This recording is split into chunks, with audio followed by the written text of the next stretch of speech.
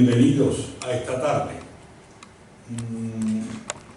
Si cogemos un símil flamenco, diríamos que estamos aquí los cabales, es decir, los que tenemos que estar.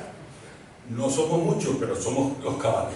Y si recuerdo la anécdota de una visita que hice al monasterio de Yuste, que hicimos un grupo al monasterio de Yuste, y uno de los visitantes, indiscreto él, le preguntó al superior: ¿cuántos son ustedes? Y la respuesta fue, para dejar sentado, los suficientes. Pues aquí estamos los suficientes. Ustedes saben que las órdenes monásticas, especialmente las monacales, pero también las conventuales, están en una profunda crisis. En aquel tiempo, en ese monasterio, creo que quedaban 3. Pero una cosa es deducirlo y otra cosa es preguntarle al superior que cuántos quedan. Entonces le contestó con esa frase: los suficientes. Pues aquí estamos esta tarde, los suficientes. Como bien ha puesto Ramón, a este tema de los santuarios le he dedicado mucho tiempo porque, no sé por qué razón, pero desde hace años me empezó a interesar la religiosidad, que en aquel tiempo yo llamaba religiosidad popular. Nunca he sabido por qué. Como tendría que quizás sentarme en el diván de un psicólogo, o mejor, un psicoanalista, para tratar de descubrir cosas que no pienso hacer, y por tanto me quedaré siempre con la duda de por qué me ha interesado a mí el tema de la religiosidad. El hecho es que llevo visto muchos años, como ya bien se ha leído, montones de publicaciones, montones de recorridos. Andalucía, saben ustedes que es muy grande, ¿no? A lo ancho, sobre todo, muy grande. Pues desde Almería de Monte me la he recorrido más de una vez y, bueno, pues algo habré aprendido. Pero si después de todos los méritos que se me han adjudicado no hago un buen papel aquí, pues habré fracasado. ¿Qué vamos a hacer? No hace falta aclarar que trataré este tema, el tema de los santuarios marianos, mitos y realidades, como procuro hacer siempre desde la perspectiva de las ciencias sociales y humanidades, como corresponde a un profesor universitario que he sido durante muchos años, sin entrar en la consideración de la fe, que se presupone naturalmente. Cuando alguien ha comparado que una cofradía es como como un club de fútbol, lo he dicho así: vamos a ir despacio. No es que no tengan concomitancia, pero vamos a ir despacio.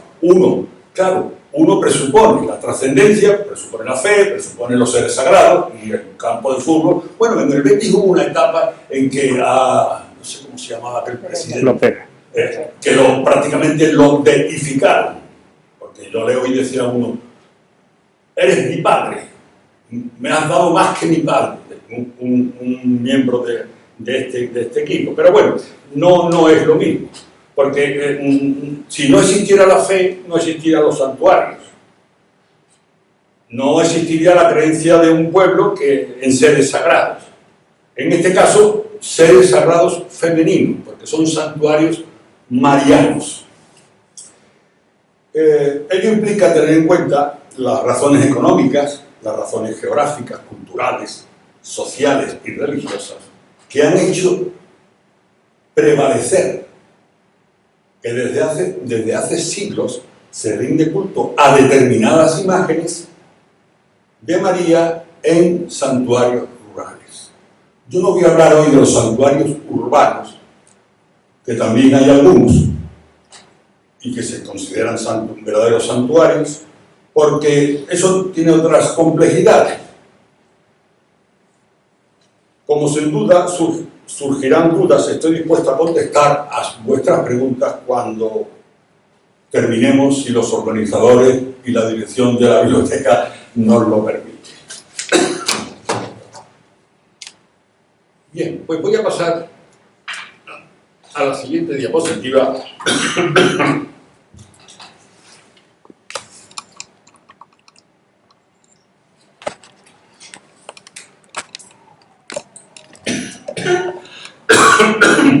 la antigüedad, los aparecimientos, los milagros, como pueden ver, lo he puesto en negrita, porque para mí son las palabras, los términos fundamentales de la existencia de los milagros. Este Villafañe es un jesuita que publica en 1726.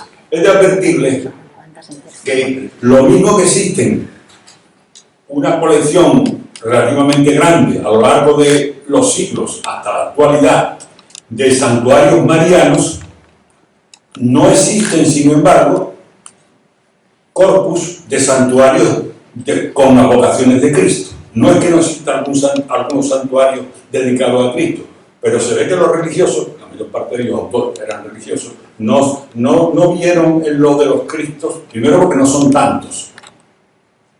Yo diría que de 1 a 10. Si hay 10 santuarios marianos, hay uno de Cristo y 1 o 2 de santos, dedicados a algún santo. Pero como veremos, los santos en la mitad sur de España prácticamente no están presentes. Nunca puede decirse en ciencias sociales y humanas que nada es en absoluto, porque siempre habrá excepciones. En cuanto al título, partimos del hecho de que el espacio rural del sur peninsular, pero no solo el sur, está sembrado de santuarios marianos de influencia local, de influencia comarcal o de influencia regional. Incluso algunos puede hablarse de influencia nacional en el sentido de toda España, de los que desconocemos, sin embargo, en todos los casos, las circunstancias de su surgimiento y en los que residen imágenes de María de especial devoción, a donde acuden los devotos a buscar solución a sus necesidades y al tiempo encuentran solaz. Es decir, hay manifestaciones de religiosidad, pero también son festivas. Aunque existen santuarios de gran renombre, como el propio de la Virgen del Prado aquí en Ciudad Real, o si quieren ustedes trasladarse a Sevilla, el santuario de la Macarena. Son lugares que están abiertos permanentemente porque el público no cesa de llegar tanto de España como del extranjero. La realidad es que los santuarios y las romerías que en ellos se celebran están en alza. Y esto a pesar de los procesos de secularización creciente de nuestra sociedad. La importancia que los últimos decenios les conceden los medios de comunicación, incluidos libros y vídeos. Y ahora ya añadiremos y tesis doctorales. Y el que sean objeto de visitas organizadas, visitas turísticas organizadas. El que los lugares se hayan convertido en sedes de residencia, aquellos que tienen capacidad de alojamiento, y que los propios edificios y las imágenes hayan sido renovadas, restauradas, y que hoy se puede llegar a un santuario con cualquier vehículo utilitario, cuando antes había que ir normalmente a pie o en caballería. Todo esto es indicativo de que a la sociedad, aparte de la sociedad, como decía antes, nunca se puede hablar en términos absolutos, aparte de la sociedad y a los poderes públicos, le interesa. Bueno, vamos a seguir. Los mitos a los que se refiere el título son relatos de orígenes en cuanto que justifican la existencia de la imagen de María en un determinado lugar por un hecho prodigioso. Es decir, las imágenes no están allí por deseo de un señor que la compró, que se la encargó un artista. Están allí porque ha habido una razón sobrenatural. Ha habido un hecho prodigioso. Y esto se ha contado, se cuenta, se mantiene y se transmite de generación en generación. Y esta imagen está allí por el propio deseo de la imagen que se aparece o se muestra, aparece o es hallada, y ya explicaremos que no hay gran diferencia, y que manifiesta el deseo. La propia Virgen habla, se expresa y dice que quiere quedarse para proteger especialmente a los naturales de aquella circunscripción. A cambio, La imagen pide que se le construya una ermita allí mismo. Estos relatos arquetípicos presuponen la sacralización del lugar, porque es un ser sagrado el que allí se manifiesta. Pero además lleva implícito el hecho de que la imagen ya recibía culto con anterioridad a lo que los libros antiguos llaman la pérdida de España. ¿Sabes? Los historiadores hablan de la pérdida de España como la conquista islámica. Se refieren a ella. Pues bien, muchos de ellos dicen que, presuponen siempre, que la imagen ya existía antes de la pérdida de España y que fue escondida y olvidada y ahora regresa para de nuevo recibir el culto que toda imagen reclama, porque toda imagen reclama un culto, distinto es que lo tenga o no, a cambio de protección especial para el afortunado vidente, es decir, el que la ve, se le aparece o la encuentra, y su comunidad a la que pertenece. Una última aclaración sobre el concepto de religiosidad popular. Personalmente prefiero utilizar el término religiosidad sin apelativo o religión vivida, porque religiosidad popular se contrapone a religiosidad oficial, y esta última es más un deseo que una realidad, o en todo caso solo es aplicable a determinados grupos de personas o comunidades, pero en ningún caso a una sociedad en su conjunto. Porque en la llamada religiosidad popular, especialmente en las sociedades cristianas occidentales, y en todas aquellas que cuentan con instituciones eclesiásticas, predominan dos formas de concebir las relaciones con lo sobrenatural. Es decir, para mí religión es la relación que los hombres establecen con lo sobrenatural. El cómo, el quién, el cuándo, el ritual, las oraciones, las valoraciones, pero todo está referido a existen unos seres sobrenaturales y existen los hombres. Y entonces la forma en que se establece esa relación, en las circunstancias, en los contenidos, es una religión. El ser, he dicho antes que el ser y el deber ser. El ser es la realidad espaciotemporal y cultural en donde cada sociedad vive, la cual condiciona su forma de vivir y entender la doctrina y las normas eclesiales. El deber ser es la forma de vida preconizada por las instituciones eclesiásticas que solo siguen determinados individuos o grupos. Estas dos formas de entender y vivir la religión se han acercado o distanciado en diferentes momentos históricos, pero siempre han sido disímiles, es decir, no iguales, pero separadas. La historia de la Iglesia puede sintetizarse en una tensión permanente, más o menos explícita, según épocas y personalidades, entre lo preconizado por las autoridades eclesiásticas y la forma de vivir la religión por la mayor parte de la gente. En general, esto se ha resuelto siempre de una forma con una frase: es que no tienen forma, no están formados, o es que son hombres ignorantes, o en las ciudades, por lo menos en mi juventud, se decía, es que tienen la fe del carbonero. Entonces, el ser y el deber ser.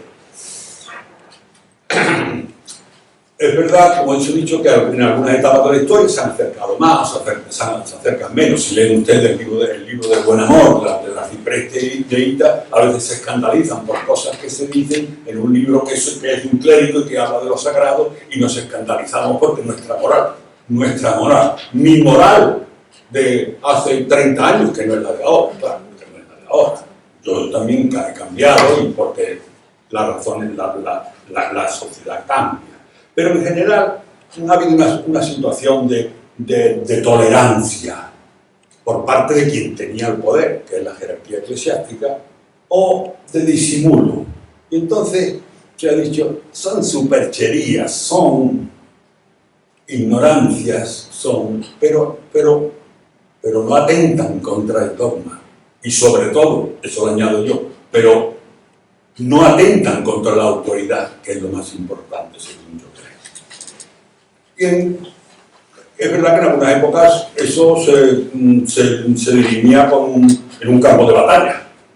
Tienes a los albigenses en un campo de batalla y con los obispos y arzobispos montados a caballo y con la espada blandida. Pero en general solo ha habido cierta tolerancia y en lugar de llamarlos herejes se les ha llamado ignorantes. Pero lo que está claro es que esos no pensaban como quien tenía el poder.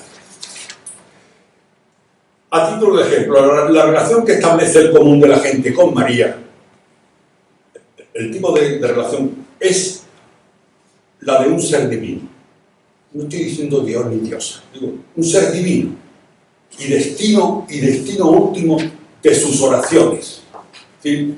Mi experiencia vivida sobre el terreno es que las gentes cuando se dirigen a la Virgen, se dirigen a la Virgen y a nadie más que a la Virgen, y a ellas es a la que le piden los favores. A ella es a la que le encomiendan sus tribulaciones, sus dolores, a ella. Otros lo harán a San Antonio, otros lo harán a... Pero cuando se dirigen a la Virgen, se dirigen a la Virgen. Luego entonces no están ellos diciéndole, madre mía, pídele a tu hijo. No, eso lo dicen siempre los eclesiásticos, como veremos luego en algún documento. Pero la gente se refiere directamente a la Virgen. Por cierto que, además, siempre la Virgen con un adjetivo, o sea, una vocación concreta, no a la Virgen en abstracto.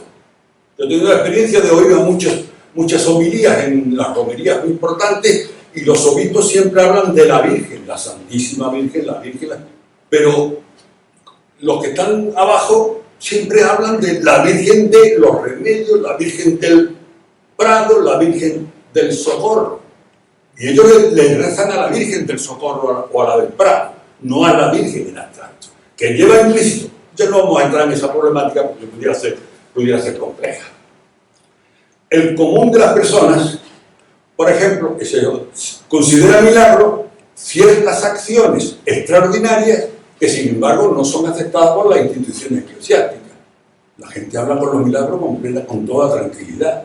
Y sucedió un milagro y te lo cuentan que pasó y además le da igual que sea hombre, si se reconoce mejor, que mejor, pero si no reconoce tampoco pasa nada.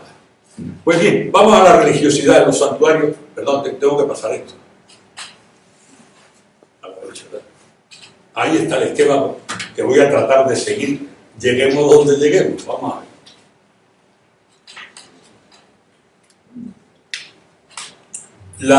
Los santuarios y las romerías constituyen una de las más claras formas de expresión de religiosidad. Si tuviéramos que condensar en un solo lugar y en una fecha la religiosidad de la mayoría de los creyentes, de esta formaría parte principal un santuario mariano y la romería que en él se celebra. En estos lugares y en las fiestas o romerías que se viven de forma intensa las creencias. Se establecen relaciones entre las personas y los seres sagrados. Competición y devolución de favores en forma de milagros. La más nítida expresión del carácter sobrenatural de los iconos religiosos. El milagro es la más nítida expresión del poder sobrenatural de una imagen. Si una imagen no hace milagros, está arrinconada en cualquier ermita o iglesia, si no hace milagros. Estos centros de atracción religiosa dan satisfacción a las principales necesidades vitales del hombre, especialmente la salud, al tiempo que los rituales que en ellos tienen lugar suponen soporte emocional, estético y de sociabilidad. La devoción y la presencia de peregrinos determina que un edificio religioso sea un santuario, si no sería una ermita, un templo. El santuario es primariamente local. Ningún santuario ha empezado siendo comarcal, regional o nacional. Todos empiezan en un lugar concreto y es santuario para ese lugar. Pero cuando se dan determinadas circunstancias que tienen que ver sobre todo con la capacidad de la imagen de hacer milagros, hablamos de santuario y no de ermita. Hay algunas romerías que se cantan a la Virgen del Rocío en que todavía hacen referencia a la ermita del Rocío, no al santuario. Hoy, sin embargo, es probablemente el santuario de mayor influencia en todo el país. Eso es. El salto de una a otra categoría es cualitativo, aunque también cuantitativo, y no requiere la sanción eclesiástica. Este reconocimiento puede ser muy antiguo. Hay documentos de los siglos del antiguo régimen, 18 y 17, que ya hablan de santuario, y sin embargo otros son recientísimos, como os decía el del Rocío. Los santuarios no forman parte de la estructura básica de la institución eclesiástica. Hay pocos santuarios en parroquias, colegiatas o catedrales, con excepciones, naturalmente, pero constituyen un componente esencial de la religiosidad común de la gente. Al no formar parte de las preocupaciones primordiales de la jerarquía eclesiástica y estar estos templos alejados de los núcleos de población, han gozado de cierta autonomía de organización y funcionamiento. A ello habría que unir el que muchos santuarios han estado vinculados, la mayoría están vinculados a hermandades y cofradías, cabildos civiles, órdenes religiosas y por ello un tanto alejados del control eclesiástico. Desconozco si en el Arzobispado de Valladolid existía una institución que estuviese dedicada exclusivamente a los santuarios, a las ermitas, pero en el cabildo de la Catedral de Sevilla existía el prior de las ermitas, que era un canónigo que por designación papal tenía el gobierno de las ermitas. Por tanto, las visitaba, es decir, las inspeccionaba, cobraba derechos, nombraba a los santeros, etcétera, etcétera. Tenía tanta autoridad que el propio arzobispo no podía meterse en este tema. Vale. En los santuarios marianos encontramos los siguientes elementos distintivos. Un lugar considerado santo, generalmente enclavado en colinas o en elevaciones. Una imagen de María con importante arraigo popular y un templo o santuario de ciertas proporciones y en algunos casos riqueza artística. El de la Virgen de la Cabeza sabe usted que fue destruido en la Guerra Civil. La rejería que separa el presbiterio de la nave es de estilo renacentista, es una maravilla. O sea que algunas han acumulado un gran patrimonio. Contaban además muchos de ellos con una sala de milagros, donde se muestran los exvotos, aunque en algunos casos colgaban de las paredes de los propios templos. Una hospedería para peregrinos, o sea que el turismo ya se había inventado, una hospedería para los peregrinos, casa para la hermandad o mayordomía, santero, casa para el santero, un pozo o fuente, quemadero de cera, es un invento reciente. Ante tal cantidad de cera han tenido que sacarla de los templos y entonces han construido espacios concretos para que allí se ofrezca la cera. Plazas de toros, no es ni uno ni dos lo que tienen plazas de toros. Oficinas del concejo, es decir, una especie de cuartelillo para el ayuntamiento, para cobrar los impuestos. Una cocina donde se daba comida a los pobres, porque muchos de ellos se repartía comida para los pobres. Y una placa, monumento o pintura que conmemora y describe la aparición milagrosa y fundacional del santuario.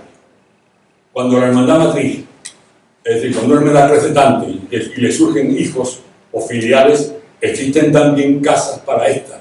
Y en los últimos tiempos, los santuarios se han convertido en verdaderas urbanizaciones, donde la gente tiene segundas viviendas. Es conveniente hacer notar que el poder civil durante el antiguo régimen, o sea, hasta el 19, es decir, hasta el 19, representado por los corregidores y por los concejos de las villas y ciudades, participaba activamente en los cultos y romerías. Por eso no se extrañen ustedes cuando dicen ¿qué hace el alcalde metiéndose en esto? Durante siglos se han metido, los han sostenido incluso, como veremos ahora.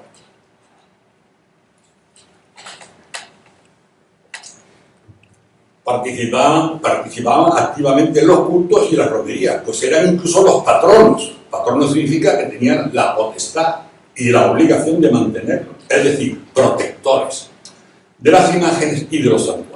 Estas autoridades participaban institucionalmente junto con el clero local en la organización y financiación de las fiestas.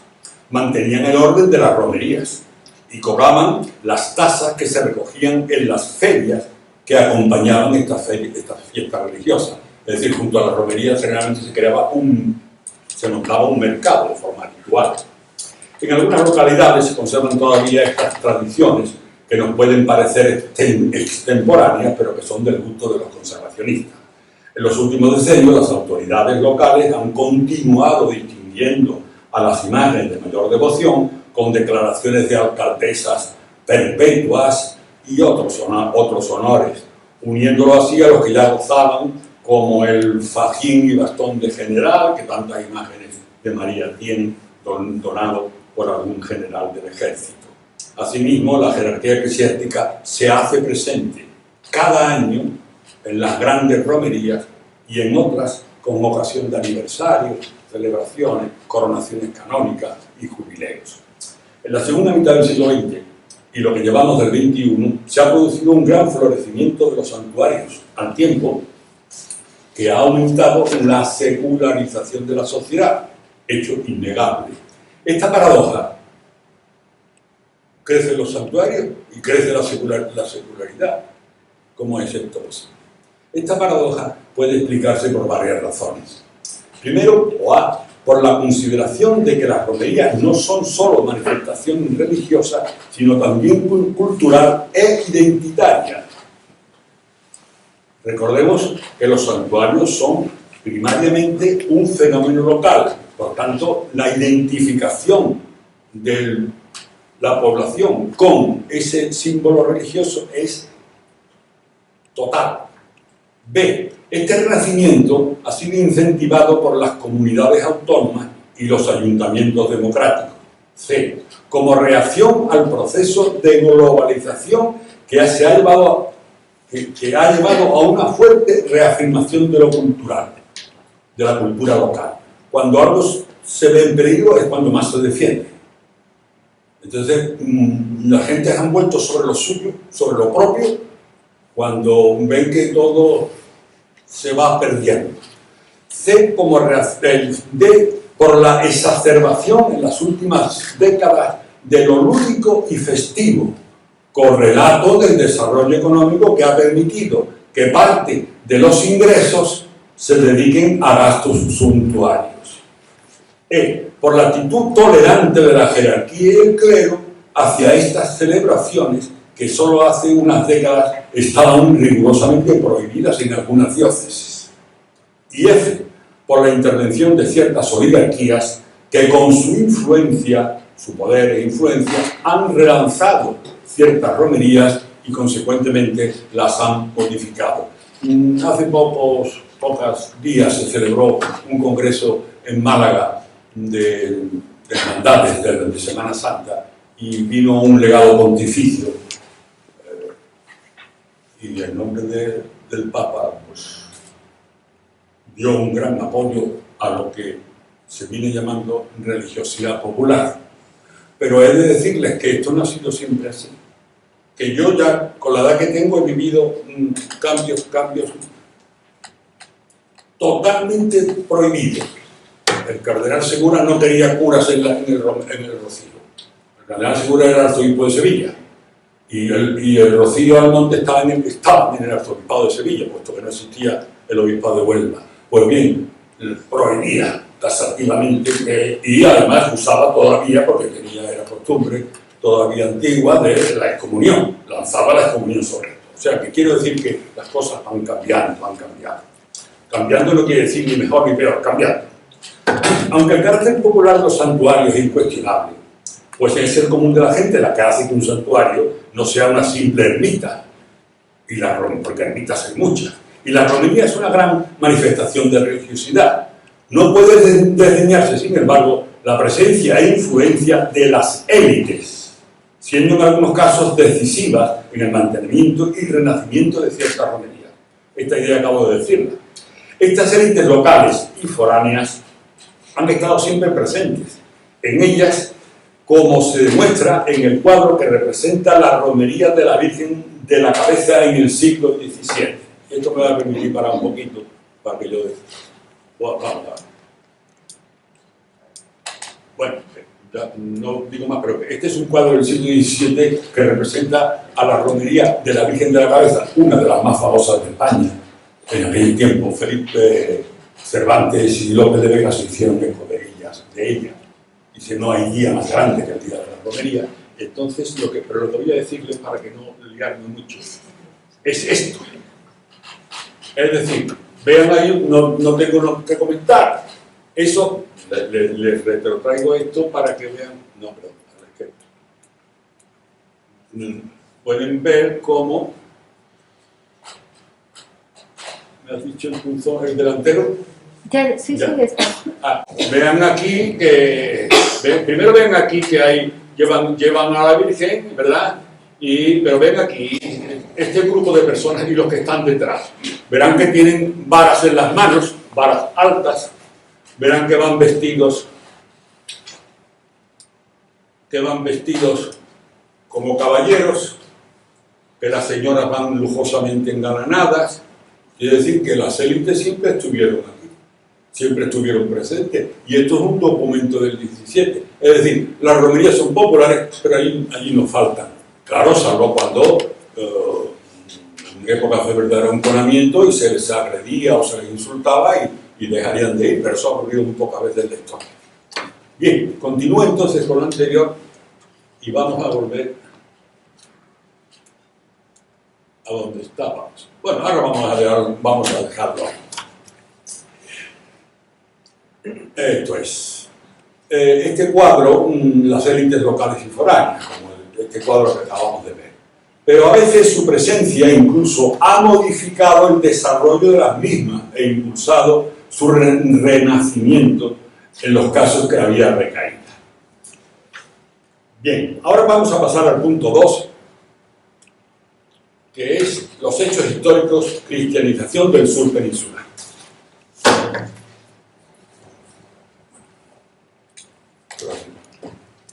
Las 8 menos 10. La cristianización de la península ibérica, utilizo los términos que creo adecuados. No hablo de España cuando todavía no se debe hablar. Parece ser, la cristianización de la península parece que es ser tardía, aunque había pequeños núcleos del siglo I, en realidad por lo menos hasta a partir del siglo IV no se cristianiza la península ibérica. Y así hubo un concilio en Ilíberis, en Granada, en el 32, y luego surgieron las tradiciones digo, de la presencia de Santiago, de Pablo y de los 7 varones apostólicos. Pero todo esto carece de fundamento histórico.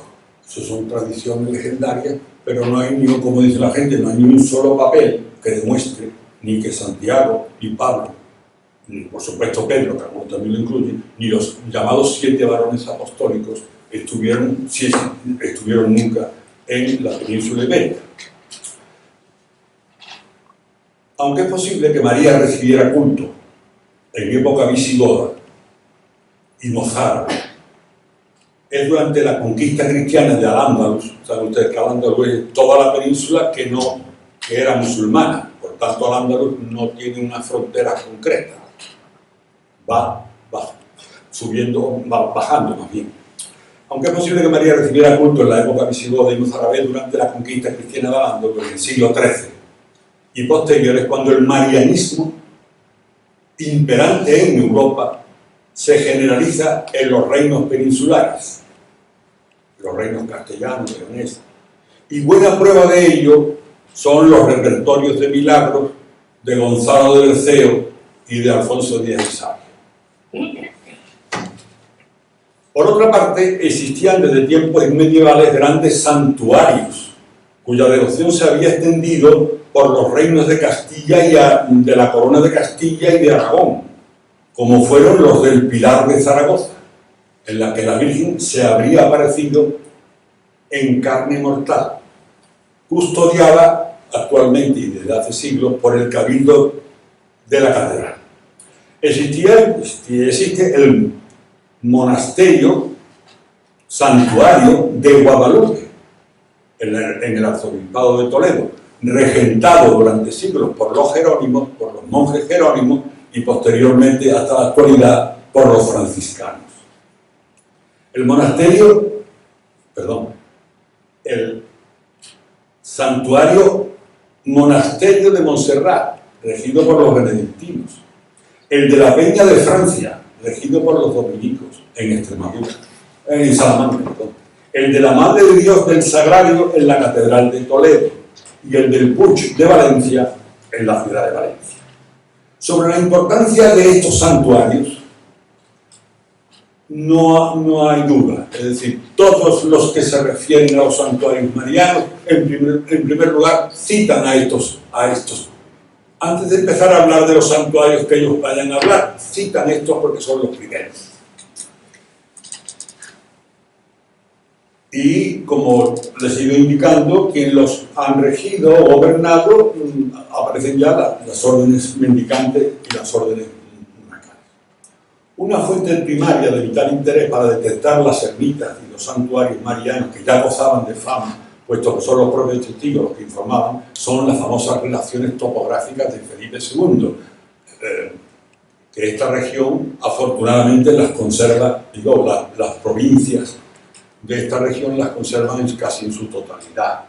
Entonces ahí era un cuestionario que se le preguntaba en 1575 se les preguntaba a la gente por municipio sobre muchas razones y motivos económicas, sociales, pero también las religiosas, y por supuesto cuando surge o existe un santuario, allí se declara. Un clérigo, Juan Jaime Portillo y Sosa, que malagueño, que quiso hacer carrera y se marchó a las Indias, estuvo en el santuario de la cabeza, porque lo describe, hizo una recopilación ingente, 120 santuarios, escritos con bastante pormenor. Y dice, bueno, y luego se marchó a América, a Honduras, y allí fue deán de la catedral. Ustedes saben que los obispados de América no eran como los de aquí. Allí eran de tercera o de regional, comparado con los de aquí. Y entonces el hombre, pues luego cuando murió el obispo, pues se movió para que lo hicieran obispo por lo menos de Honduras, cosa que no consiguió. Pues en el manuscrito que se conserva en la Biblioteca Nacional, que no vio publicado, dice: yo no he escrito sino tan solamente de las imágenes famosas y milagrosas que hay en el mundo y en sus templos, que de las ordinarias y mucha devoción que hay en los pueblos, de estas no se trata, porque ahora no acabaríamos de escribir nunca.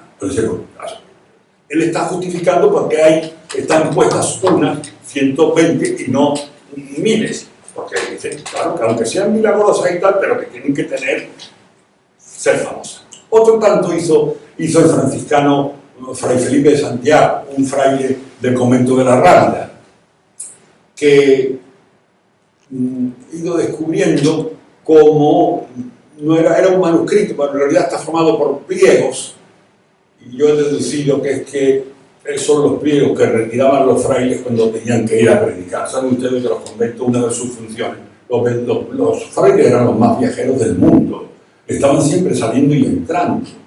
Claro, los reclamaban para las fiestas de los pueblos, para las patronas. Y entonces, naturalmente, iban, cobraban su estipendio y difundían, captaban algún nuevo candidato para la orden, algún chiquillo o algunos chiquillos. Pero entonces, claro, ¿cómo le iban a predicar a un pueblo y le iban a hablar solo de la Virgen María? No, tendrían que hablarle de la Virgen del lugar. Y entonces, pues, este fraile recogió estos pliegos y luego recientemente se han editado. Luego entonces lo tenían como un instrumento de trabajo. Porque, como decía antes, que te hablen de la Virgen María y que no te hablen de la Virgen que de tu pueblo, que es la patrona, que para ti es la única, pues no funciona, no tiene atractivo. Bien, este mismo fraile, perdón, a ver si el jesuita Villafañe, este que hemos citado anteriormente, dice que bien sé que hay muchas milagrosas imágenes, pero que esto creo que lo tengo al final, pues entonces lo leemos al final. El hecho es que la información sobre los santuarios, las devociones y son numerosísimas, las recopilaciones son bastantes. El último elenco del que contamos es el elaborado por el antropólogo norteamericano afincado en España, Bill Christian. Bill Christian en el 76 hizo un recorrido por todos los santuarios de España y llegó a establecer, mediante unas encuestas, el área de influencia. Pues bien, volvieron a salir los grandes santuarios, el Pilar de Zaragoza, Montserrat, pero claro, solo quedó ya uno nacional, el Pilar de Zaragoza, porque esto está hecho con anterioridad a la gran expansión del Rocío. Pero sin embargo, colocaba Montserrat nacional, no sé si ahí significa nacional de Cataluña, porque en Montserrat, verdad que hay el nombre de Montserrat, en el nombre de mujer se encuentra en muy diversos sitios, pero en general se centra allí. Por supuesto, Covadonga rebaja el nivel de Guadalupe. Guadalupe en Castilla fue en tiempos medievales lo más de lo más. Había personas autorizadas para pedir limosna por toda Castilla, destinado a Guadalupe, con el permiso real. Y aparece la Virgen de la Cabeza entre las grandes, junto a la Fuensanta en Murcia, Aránzazu en Oñate, Rocío en Almonte, y circunscribe a nivel provincial el de la Peña de Francia, que es un referente, pero yo no conozco a nadie que haya estado en la Peña de Francia, en este santuario. Vamos a seguir.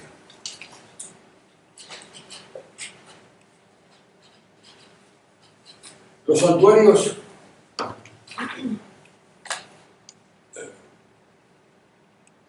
tras la conquista cristiana, los cristianos lo que encuentran es un gran vacío religioso.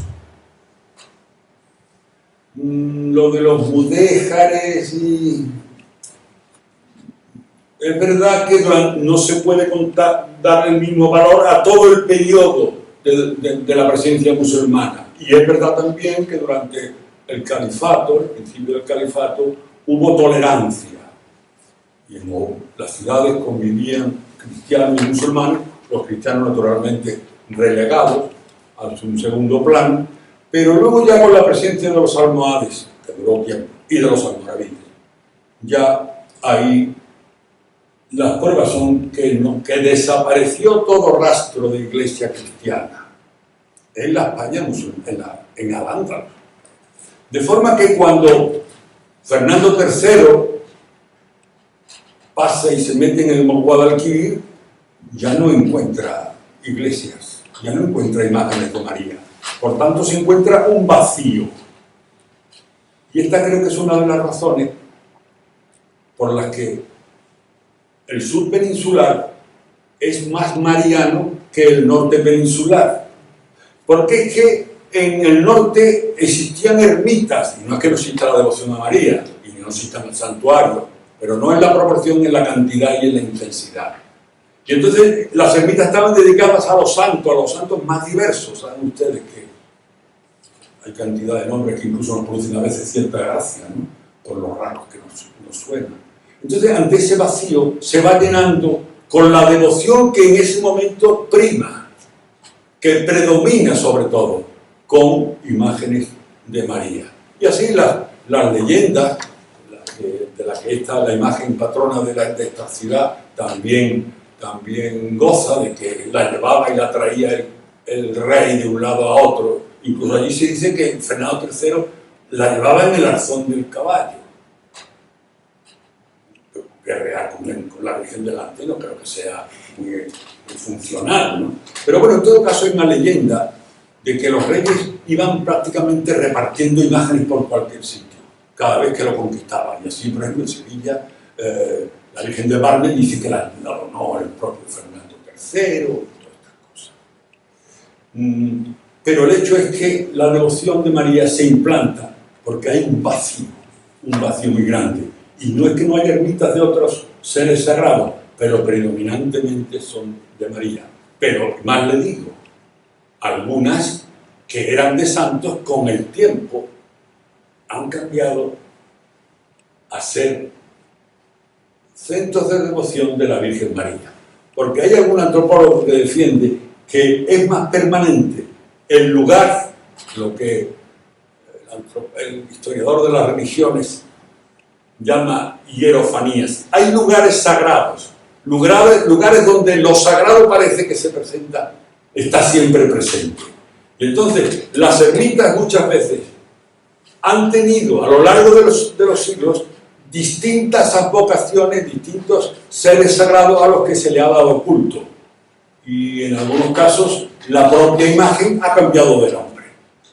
Por no entrar en la propia de la Virgen del Prado, un santo de la Virgen del Rocío era, los documentos lo dicen perfectamente, la Virgen de las Rocinas, por aquella tendencia a darle el nombre a la Virgen por el lugar geográfico donde se aparece. En la Rocina ese es el arroyo que pasa junto al santuario, para el arroyo que es una marisma. Los santuarios se proliferan, se expanden a partir del siglo XIII, pero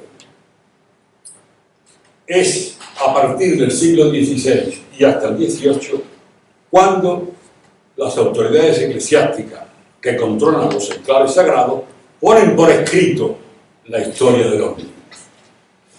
Con esto vengo a decirles que las narraciones legendarias o los mitos que explican, que cuentan, que describen el hecho milagroso, portentoso de la aparición, no son en ningún caso coetáneos. Y así como algunas imágenes aparecidas, dice, se apareció en 1227, en el caso de la Virgen de la Cabeza, se apareció exactamente en 1227, y se le apareció a este pastor que está aquí en el lado izquierdo, Juan. Pero la mayor parte de las leyendas no van nombres, dicen se apareció un pastor, se apareció un agricultor, no dan nombres. Pero cuando un santuario tiene mucha devoción, reelabora continuamente su propia leyenda. Y esos predicadores a los que me refería antes van añadiendo datos. Y una vez dice que fue Juan, y otro añade que se llamaba Juan García. ¿Y por qué dice 1227? Porque Andújar había sido conquistada en 1225, creo. 2 años, hombre, no va a ser antes. Claro que en algún caso se ha dado que cuando los historiadores han conseguido perfilar la fecha de la conquista, a veces la leyenda mantiene la fecha, pero no es posible que se apareciera antes de que fuera conquistada. Pero en todo caso, siempre la fecha la ponen en relación. La conquista cristiana es decisiva para el marianismo y es decisiva para la proliferación de los santuarios y de las leyendas, de forma que la reconquista se convierte en la línea de referencial. Todo es antes o después de la conquista.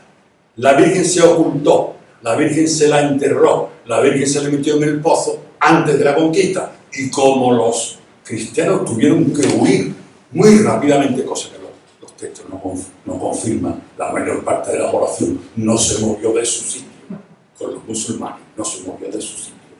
Pues las enterraron.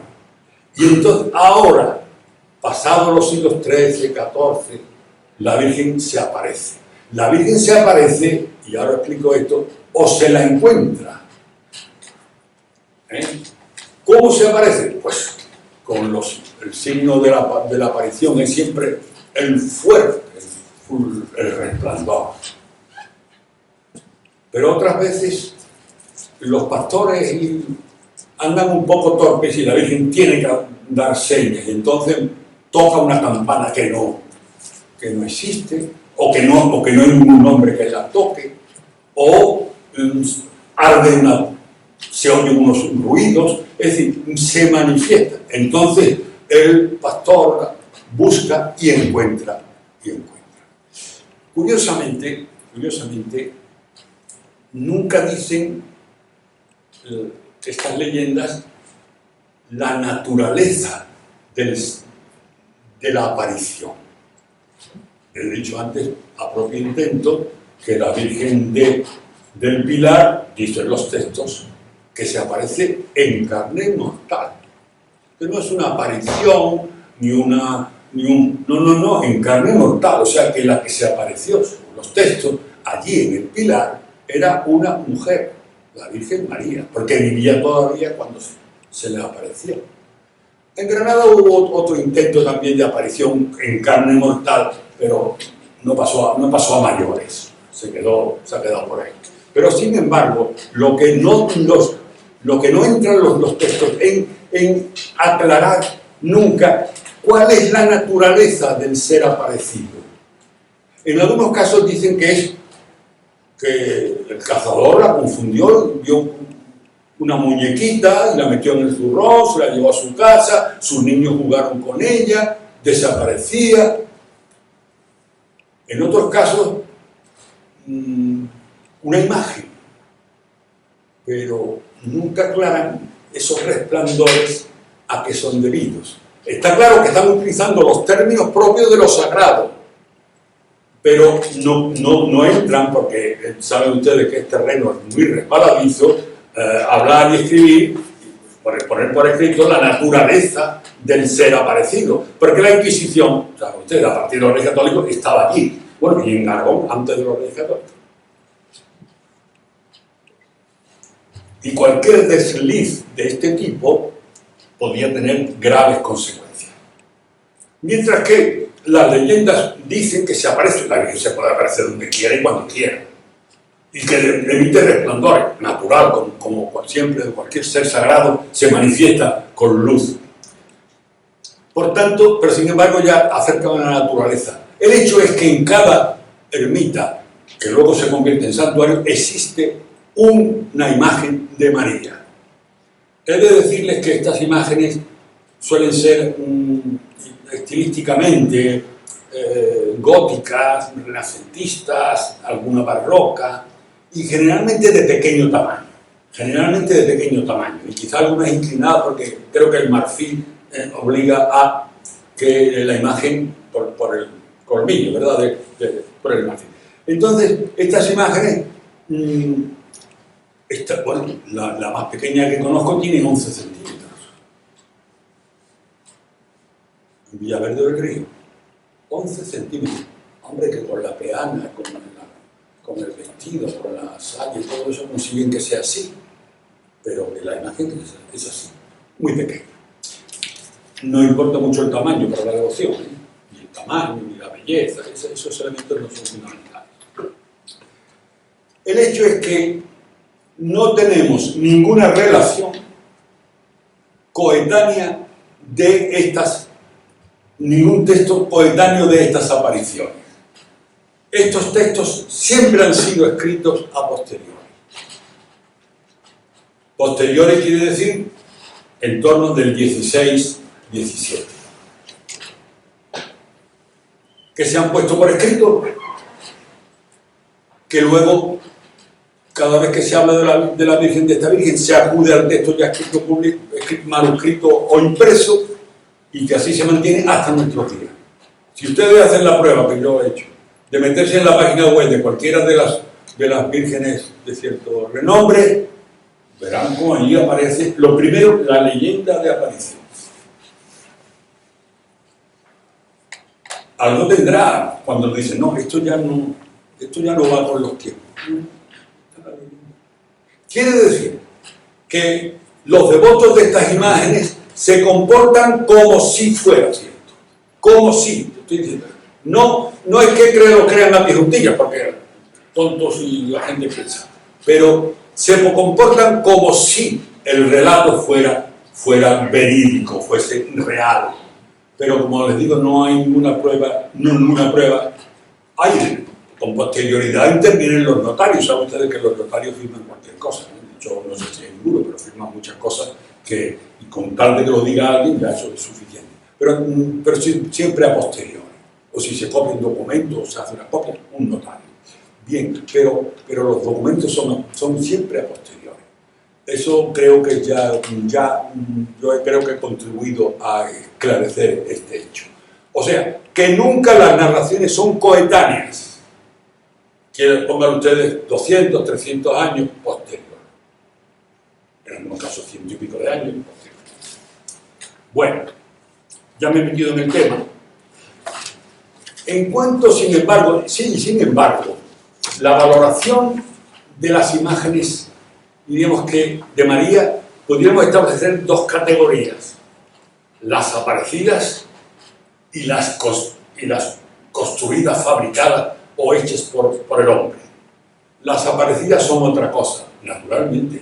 Es que la aparecida no está allí porque a un señor se le ha ocurrido pagarle a un imaginero. No, está allí porque ella misma se ha querido aparecer y se ha querido mostrar en un lugar determinado a unas personas, a unos videntes concretos y ante una comunidad concreta. Y le ha dicho siempre: vengo para protegeros, solo pido que me hagáis una ermita. Vean ustedes la vuelta, es decir, la ermita está.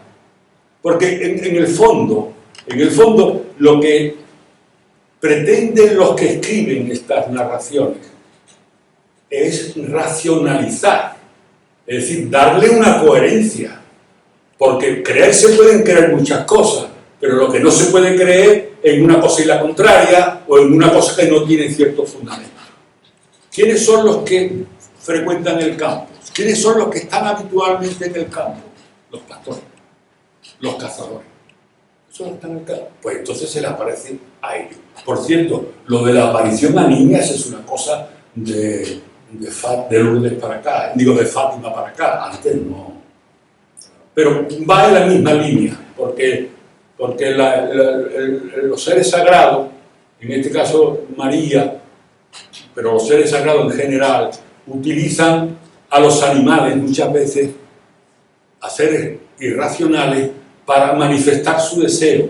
Porque los hombres pueden tergiversar, los hombres pueden doblez. ¿Me puedo fiar de ti o no? Mientras que si un animal tiene un comportamiento habitual y de pronto cambia su comportamiento, es porque algo le está parando, lo está deteniendo. Y entonces muchas veces es el peso de la imagen. Una yunta no puede con una imagen. Si venga a arrear a la yunta y no se mueve la imagen. Y entonces, ¿qué deducción más lógica? Esta imagen, con su poder sagrado, está impidiendo que los bueyes sigan adelante. Luego, conclusión, la imagen quiere quedarse aquí. Le parece un argumento razonable, una verdadera lógica. En otros casos es pues que van caminando, o la llevan en un caballo, y en un momento dado se para, y ahí no hay quien lo mueva al caballo, por mucho que se le arree, que se le pegue, no se mueve. Y consecuencia.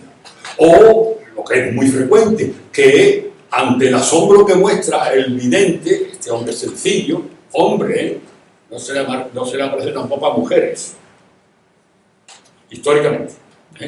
Tiempos modernos sí. Tienen ustedes las chicas estas del Palmar de Troya, que eran 3 chicas de 14 o 15 años. Pero se le aparece a un hombre sencillo, pero buen cristiano, claro, sencillo, pero buen cristiano. Y tiene que demostrarle, él no sabe de su asombro, cae, se turba, a veces es a través del sueño, sabe usted que el sueño es el gran transmisor de mitos, ¿no? Ahí, cuántas ciudades nos han conquistado porque el rey soñaba que iba a conquistarla, que iba a ganarla. Es decir, el sueño como inspiración divina a su vez. Y entonces, una vez que este vidente sale de su asombro y la Virgen le dice, le habla, hay diálogo recogido, le dice, soy la Virgen María, tal, y le hace una exposición teológica, quiero que vayas a la ciudad y le digas al concejo que quiero que se me haga una ermita en este lugar. Y la pregunta, lógica, ¿cómo me van a creer a mí los del concejo, si los regidores, los señorones de la villa o de la ciudad? Si yo soy, no lo dice él, pero lo digo yo, si yo soy un desgraciado, si a mí no me creen nadie, si yo soy el último mono de la comunidad.